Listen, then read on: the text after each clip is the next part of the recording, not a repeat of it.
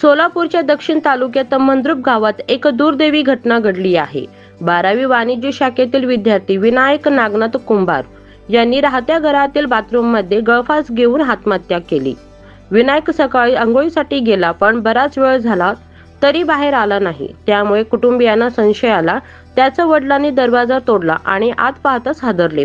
विनायकने बाथरूमच्या खिडकीला टॉवेलच्या सहाय्याने गळफास घेतला होता। कुटुंबियांनी त्याला तातडीने रुग्णालयात नेले, पण डॉक्टरांनी त्याला मृत घोषित केले।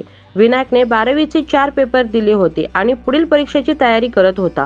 मात्र आत्महत्येचे नेमके कारण अद्याप स्पष्ट झालेले नाही। पोलिसांनी या घटनेची नोंदणी केली असून पुढील तपास सुरू आहे। विद्यार्थ्यांमध्ये मानसिक तणाव आणि परीक्षा भीती यामुळे अशा घटनांमध्ये वाढ होत असल्याचे तज्ञ सांगतात।